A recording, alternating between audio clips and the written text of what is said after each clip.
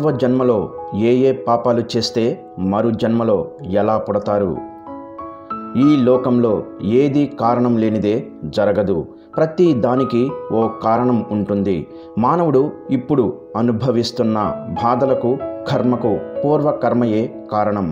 ఎందుకంటే ఈ లోకమున ప్రతి జీవి జన్మించడానికి కారణం. ఆ జీవి అంతకు ముందు చేసిన కర్మ ఫలాలే. చెడు కర్మకి ఫలితం పాపం, పాపానికి దుఃఖం. మంచి కర్మకి ఫలితం పుణ్యం, పుణ్యానికి సుఖం అనుభవించాలి. వాటిని అనుభవించడానికే ప్రతి జీవి జన్మని తీసుకుంటుంది.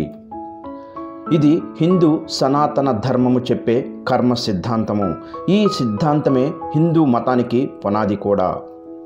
కొన్నిసార్లు కర్మ యొక్క చట్టాలు మనల్ని చాలా గట్టిగా తాకడం వల్ల దాని చాతుర్యం పట్ల విస్మయం ఏర్పడుతుంది. హిందూ పురాణాలు కర్మ ఎలా పనిచేస్తుందో మరియు ఎంత గొప్పగా పనిచేస్తుందో చాలా బాగా వివరించాయి. హిందూ ప్రాచీన గ్రంథాలలో పేర్కొన్నట్లుగా మన జీవితాలు ప్రస్తుత జీవితంలో మన కర్మ ద్వారా ముందుగా నిర్ణయించడమే కాకుండా మన గతం నుండి కూడా ట్రాక్ చేయబడతాయి. అంటే మనం కొత్త జన్మకు బయలుదేరే ముందు మన పూర్వజన్మల నుండి మన మంచి మరియు చెడు కర్మలన్నీ పరిగణలోకి తీసుకోబడతాయి. బహుశా అది మన తర్వాతి అవతారంలో ఎవరు పుట్టాలో అనేది నిర్ణయిస్తుంది. పూర్వజన్మ కృతం పాపం వ్యాధి రూపేణ పీడితాం. పూర్వజన్మలో మనం చేసిన పాపం ఏదైనా వ్యాధి రూపంలో అనుభవంలోకి వస్తుందని శాస్త్రాలు చెబుతున్నాయి. గత జన్మలో మనం చేసిన పాప పుణ్యములను బట్టే మన జన్మ ఆధారపడి ఉంటుంది. మన జాతక చక్రం అందుకు అనుగుణంగా తయారవుతుంది.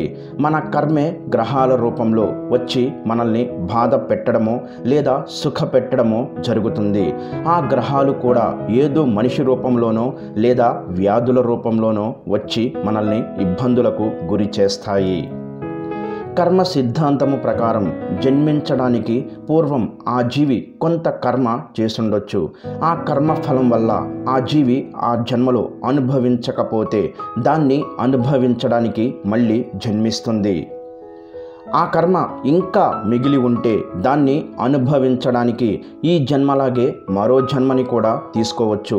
గత జన్మలాగే ఈ జన్మలో కూడా మరీ కాస్త కర్మని చేసి అనుభవించాల్సిన కర్మని పెంచుకోవచ్చు. మానవుడు ఎదుర్కొంటున్న సమస్యలకు కారణాలు ఏంటి, వాటిని ఎలా నివారించుకోవాలి అనే విషయాలను వివరించగలగడం జ్యోతిర్విజ్ఞానంలోని అద్భుతాలలో ఒకటి. గత జన్మ పాపాలు, వాటి ప్రభావాలను గురించి అంపశయ్య మీద ఉన్న భీష్ముడు ధర్మరాజుకు అనేక ఉదాహరణలతో వివరిస్తాడు. ఈ వివరాలు భారతంలో మనం చూడవచ్చు. కనుక కర్మతో పాటు దాని ఫలితం అనుభవించడము ఉన్నదని స్పష్టమవుతుంది. జాతక ఆధారంగా కూడా ఈ వివరాలు తెలుసుకోవచ్చు.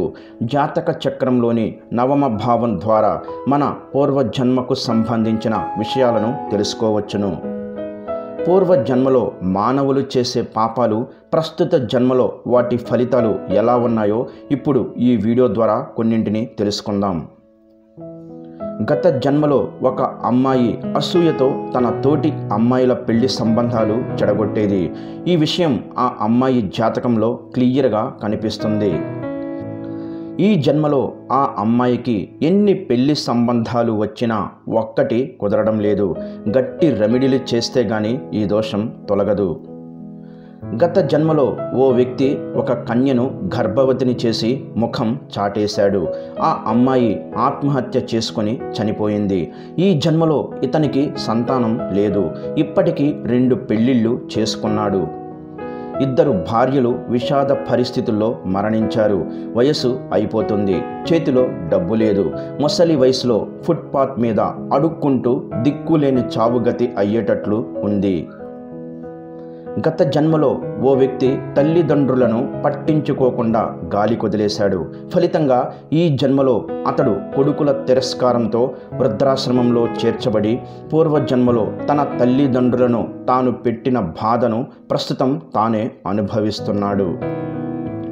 మానవ జన్మ తర్వాత వారి కర్మలు మరియు పాపాల ఆధారంగా ఆత్మ తన తదుపరి అవతారం కోసం నిర్ణయించబడుతుందని ఋషి వ్యాసుడు వివరిస్తున్నారు. ఈ లెక్కల ఆధారంగా మీరు కీటకాలు అవుతారా, జంతువుగా ఉంటారా లేదా మనిషిగా మళ్ళీ జన్మిస్తారా అనేది నిర్ణయించబడుతుంది. అలాగే ఒక మనిషిగా జన్మించాలంటే ఒక ఆత్మ 84,000 జన్మలు చిన్న కణాల రూపంలో కీటకాలు, మొక్కలు మరియు జంతువుల ద్వారా విసరాలని మనలో చాలామందికి తెలుసు.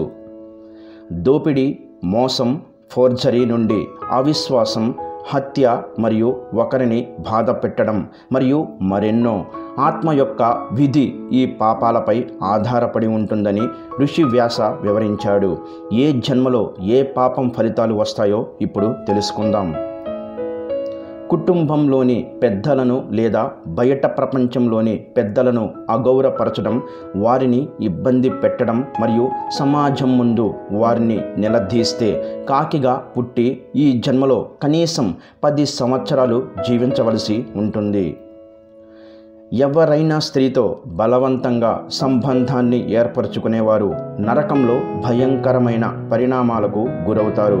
తరువాతి జన్మలో తోడేలుగా పుడతారు.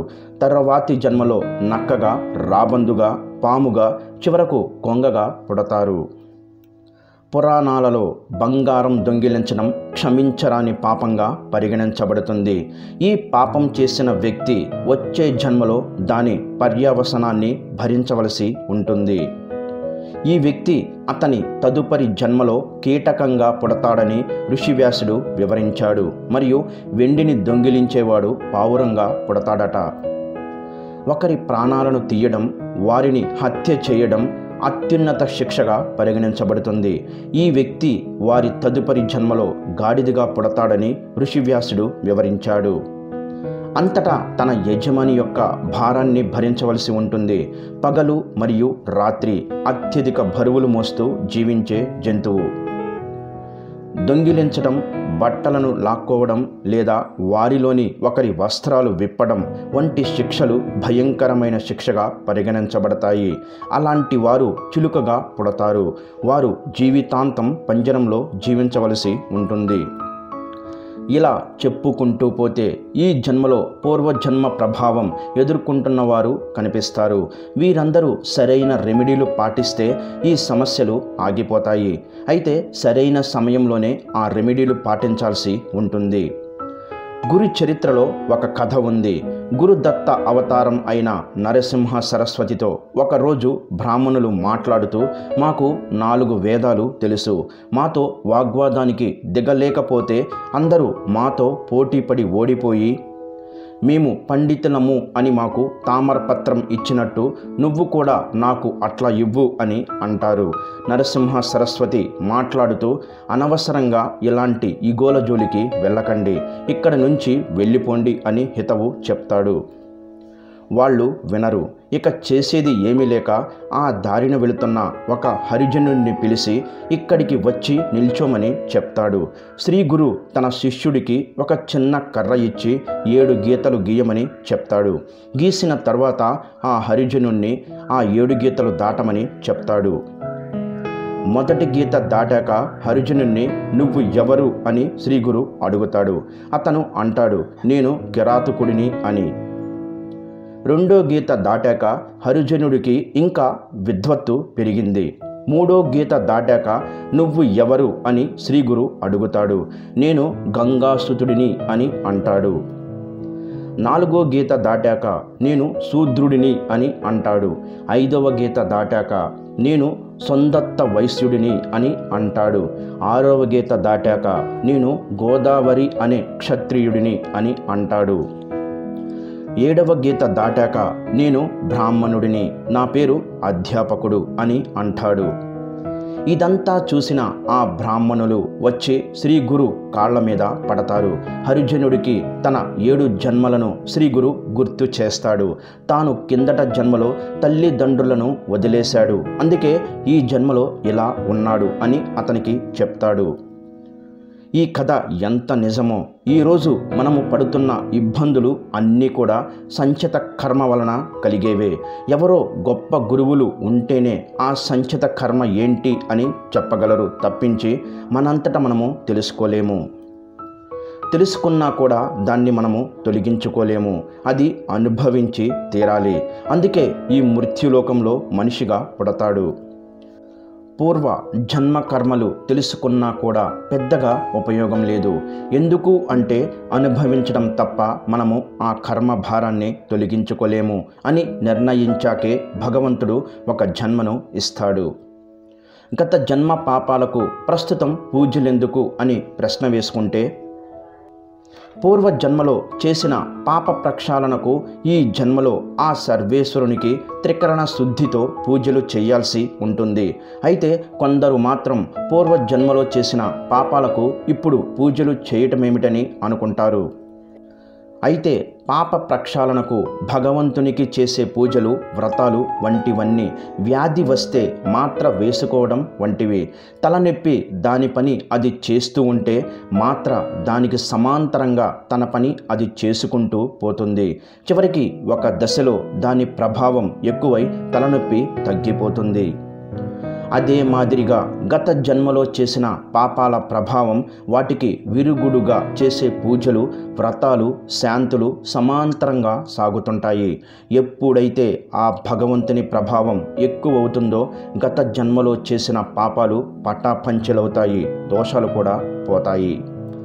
అసలు మన పూర్వజన్మను మనం ఎందుకు మర్చిపోతాం? శాస్త్రీయ దృక్కోణంలో మన మెదడు గత జ్ఞాపకాలను ఎప్పుడూ గుర్తించుకోలేని విధంగా నిర్మాణాత్మకంగా పనిచేస్తుంది. మనస్సు కొత్త వాటిని గుర్తించుకునేలా, పాత వాటిని మరిచిపోయేలా పనిచేస్తుంది. దీనివల్ల అనవసరమైన జ్ఞాపకాలను గుర్తించుకోవడానికి మెదడుపై భారం ఉండదు. అందుకే ఇది సరిగ్గా పనిచేస్తుంది. సాధారణంగా మన జీవితంలో చాలా చెడు విషయాలు జరుగుతుంటాయి. మనిషి మనసు పాత సంగతులను మర్చిపోలేకపోతే కొత్త జీవితాన్ని ప్రారంభించడం అసాధ్యం. ఈ కారణంగా మనకు మన పూర్వజన్మలోని విషయాలు గుర్తుండవు. పాత జ్ఞాపకాలను మరిచిపోకుండా తదుపరి జీవితాన్ని గడపలేం. కాబట్టి పూర్వజన్మను మరిచిపోతారని చెబితే మత విశ్వాసాల ప్రకారం పూర్వజన్మలో జరిగిన సంఘటనలు దుఃఖాన్ని, బాధను కలిగిస్తాయి. కాబట్టి ఒక వ్యక్తి తన పూర్వ జీవితాన్ని మరిచిపోతాడు. అతను మునుపటి జీవితంలోని సంఘటనలను గుర్తుంచుకుంటే ప్రస్తుత జీవితంలో కూడా భయపడుతూ జీవిస్తాడు.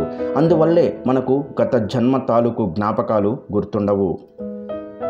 మీ పూర్వజన్మ పాపాలను తగ్గించడంలో సహాయపడడానికి వాటిని చేస్తున్నప్పుడు మీ ఉద్దేశ్యం స్వచ్ఛంగా ఉండాలి. ఈ చర్యల వలన గత జన్మల పనులను మెరుగుపరుస్తాయి. గీత, రామాయణం, సుందరాకాండ మొదలైన ఏదైనా పారాయణాన్ని కొంతకాలం క్రమం తప్పకుండా చేయండి. దీనితో మీ మనస్సు శుద్ధి అవుతుంది మరియు మీ పూర్వజన్మ పాపాలు నశిస్తాయి. అలాగే మీ ప్రస్తుత జీవితం సంతోషంగా ఉంటుంది. తెలిసి చేసినా తెలియక చేసిన పాపాల నుండి విముక్తి కావాలంటే సర్వం లేని వారికి సేవ చేయండి. ఆవు, కుక్క, పక్షి, చీమ, చేప మొదలైన వాటికి క్రమం తప్పకుండా ఆహారం ఇవ్వండి. ప్రతి అమావాస్య రోజున ఏదైనా దానం చెయ్యాలని నియమం పెట్టుకోండి. అమావాస్య అనేది పూర్వీకులకు అంకితం చేయబడిన తేదీ. ఈ రోజున చేసే దానం పూర్వీకుల కోసం. దీంతో సకల పాపాలు నశించి పూర్వీకుల ఆశీస్సులు పొంది అప్పుల బాధలు తీరుతాయి. పితృదోషం యొక్క ప్రభావం తొలగించబడుతుంది. పీపల్ మరియు మర్రి చెట్టు దైవంగా పరిగణించబడతాయి. వాటిని క్రమం తప్పకుండా పూజించాలి. వాటికి నీరు ఇవ్వాలి. వీలైతే మీ జీవితంలో పీపల్ లేదా మర్రి మొక్కను నాటండి. ఈ చెట్లకు సేవ చేయడం ద్వారా మీ తరాలు రక్షించబడతాయి. 7 వరుస అమావాస్య తిథిలో శివునికి అభిషేకం చేయండి. అలాగే 9 రావి చెట్లను నాటి వాటిని జాగ్రత్తగా చూసుకోండి. దీని ద్వారా మీరు తరగని పుణ్యాన్ని పొందుతారు మరియు మీ అదృష్టం ప్రకాశిస్తుంది. వీలైతే ఈ రోజున రహస్య దానాలు చెయ్యండి. గరుడ పురాణంలో ఆత్మ మానవునిగా జన్మించిన తర్వాత గర్భంలో ఉన్న 9 నెలల కాలంలో ఈ దీవెనను స్మరించుకొని భగవంతుని సేవను కొనసాగిస్తానని వాగ్దానం చేస్తుందని వ్యాసుడు పేర్కొన్నాడు. కానీ మానవుడు పుట్టిన తర్వాత పాపాలను మర్చిపోతాడు. ఈ వీడియో గనక మీకు నచ్చినట్లయితే ప్లీజ్ లైక్ చేసి మీ ఫ్రెండ్స్కి షేర్ చేయండి. అలాగే మా కొత్త వీడియోస్ మీకు వెంటనే చేరాలంటే మా ఛానల్ని సబ్స్క్రైబ్ చేసుకొని పక్కనే ఉన్నటువంటి బెల్ ఐకాన్ని ప్రెస్ చేయండి. ధన్యవాదములు. ఈ వీడియోని లైక్ చేసి తర్వాత వీడియోని చూడండి.